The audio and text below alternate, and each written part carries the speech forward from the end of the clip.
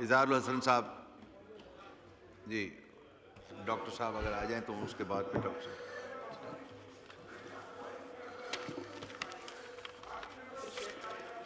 हम अप्रिशिएट करते हैं।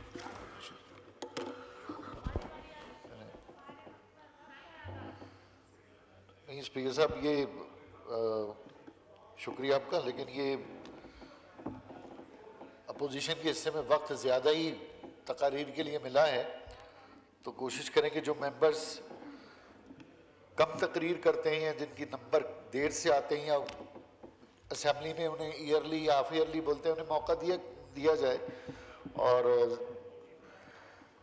सबसे पहले तो बहुत बहुत शुक्रिया आपका कि आज ये इंतहाई अहम करारदाद जिसके ऊपर हम सब तकारीर कर रहे हैं, जो कि और अपने जज्बात का इजहार कर रहे हैं, जो कि हिंदुस्तान की जंगी जुनूनियत के न सिर्फ खिलाफ है बल्कि आलमी कवानीन की भी खुल्लम खुल्ला खिलाफ वर्जी है।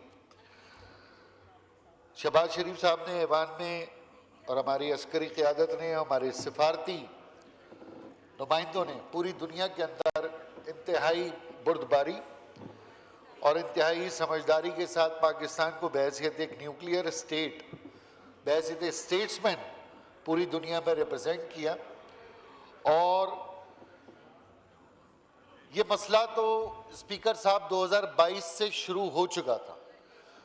जब पानी को हम कहते हैं कि पानी की रोकने की मंसूबे को एक्ट ऑफ वॉर हम डिक्लेयर करते हैं, तो ये तो हेग आर्बिट्रेशन में मैंने यहाँ 2 महीने पहले भी गुजारिश की थी कि हेग आर्बिट्रेशन में हिंदुस्तान ने उस आर्बिट्रेशन को रद्द कर दिया।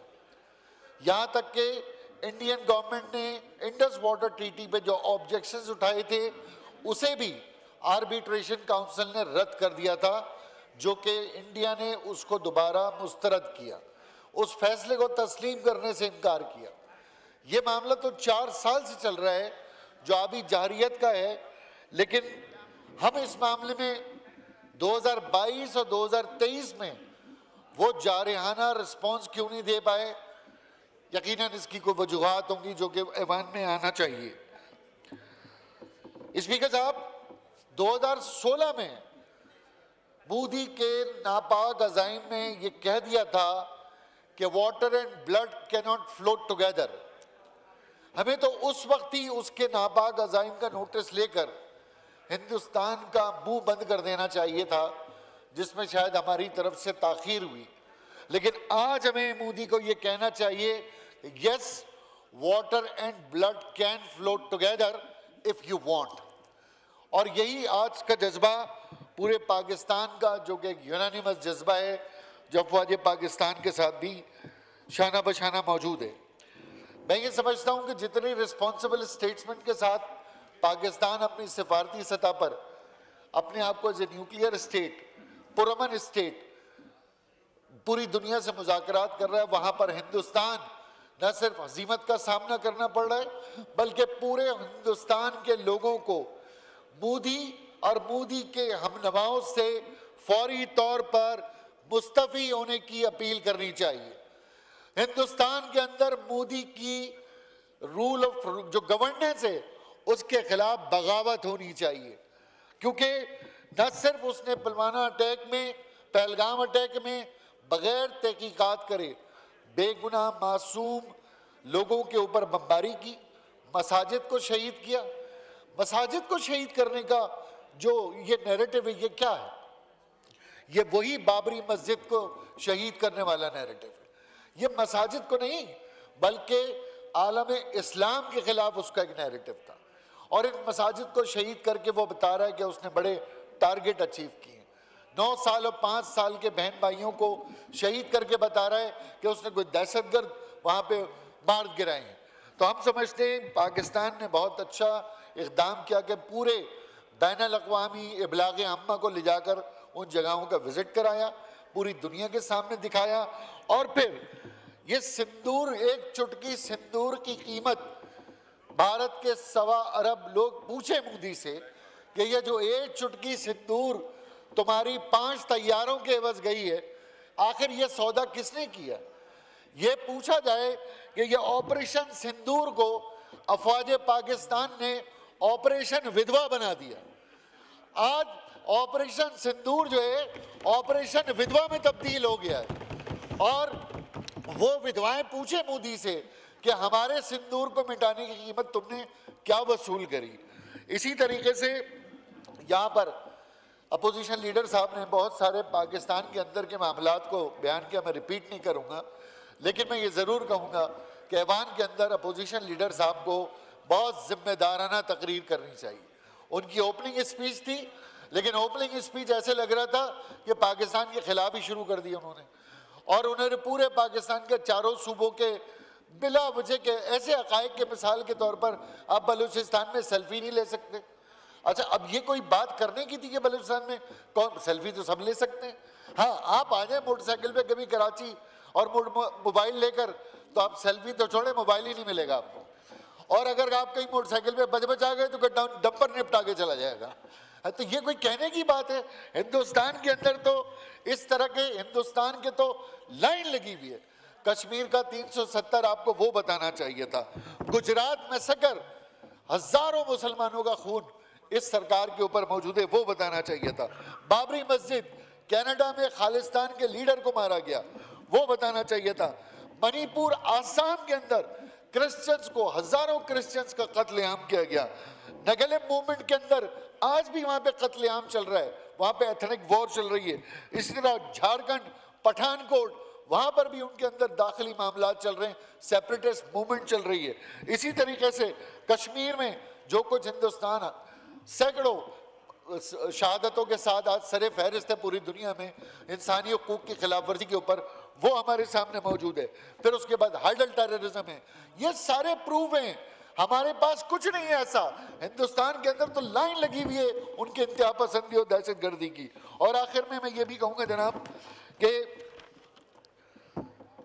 पानी के ऊपर जरूर ये बात करूंगा कि बकौल शायर के वक्त आया तो जान देंगे और सर देंगे, वक्त आया तो जान देंगे और सर देंगे, मगर तुम्हें ना कभी अपने बामो दर देंगे। उन्हें बताओ कि हम करबला के फाते हैं जो कह रहे हैं कि हम पानी बंद कर देंगे। तो ये हिंदुस्तान के सरकार को ये पता होना चाहिए कि ये पानी की सियासत जो अब उन्होंने हमारे ऊपर हमला करके की है, और ख़ास तौर पर मैं ये भी कहना चाहूँगा स्पीकर साहब कि ये सिर्फ मोदी का नहीं, अब ये हिंदुस्तान के अमन पसंद लोगों की भी बका का मसला है। अब ये हिंदुस्तान में जंग से नफरत करने वालों के लिए भी बका का मसला है।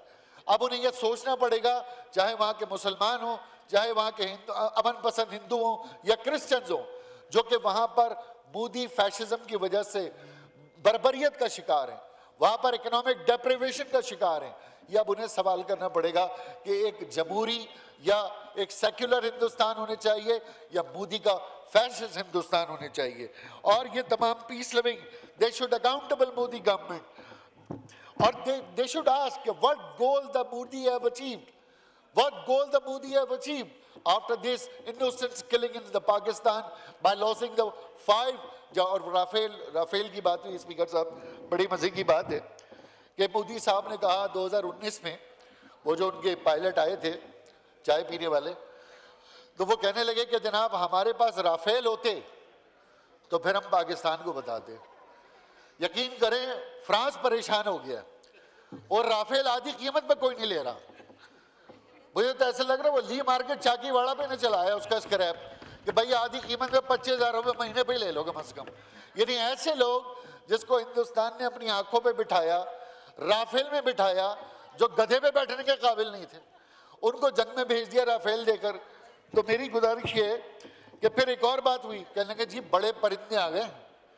एक बड़ी सियासी ट्वीट की किसी ने कि अब हिंदुस्तान के पास बड़े परिंदे आ गए, लेकिन ये नहीं पता था यहाँ बड़े परिंदों के शिकारी पहले से मौजूद हैं। और जैसे ही बड़े परिंदे आए, बड़े शिकारी हजम कर गए उनको, और अब मजीद बड़े परिंदे आएंगे तो हमारे बड़े शिकारी इंशाअल्लाह ताला। स्पीकर साहब, बस इसके बाद में आखिर में अपनी डॉक्टर अब्दुल कदीर खान को बड़ा सलाम अकीदत पेश करना चाहता हूँ। अगर इस मौके पे डॉक्टर अब्दुल कदीर खान साहब की खिदमात और उनकी बेलौस पाकिस्तान की जो मोहब्बत है उससे रूगर्दानी की जाए तो मेरा ख्याल है उनकी रूह के साथ नाइंसाफ़ी होगी। यकीनन हुकूमत पाकिस्तान, अस्करी क़यादत जिन्होंने उस दौर में हमें न्यूक्लियर बॉम्ब बनाने, न्यूक्लियर ताकत बनाने में अपना किरदार अदा किया, लेकिन वहाँ डॉक्टर अब्दुल कदीर खान की तालीमी खिदमात हमारे लिए आज पाकिस्तान में फ़ख्र का बायस हैं। और मैं इस शेर के साथ अपनी बात का अख्तिताम करूँगा कि मैं आर्मी चीफ और तमाम एयर चीफ, नेवल चीफ, वज़ीर आज़म पाकिस्तान और पाकिस्तान की तमाम क़यादत से ये गुजारिश करूँगा इस शेर के साथ कि राह के पत्थर को चुकना चूर होना चाहिए। शेर तब्दील कर लेते हैं। बूदी के तकब्बुर को चुकना चूर होना चाहिए, वार चाहे एक हो भरपूर होना चाहिए। सिर्फ इतना ही नहीं कि वो अपनी हार मान ले, सिर्फ इतना ही नहीं कि वो अपनी हार मान ले, वो हमारे सामने मजबूर होना चाहिए। तो बहुत बहुत शुक्रिया आपका, आपके वक्त का। Thank you. शुक्रिया।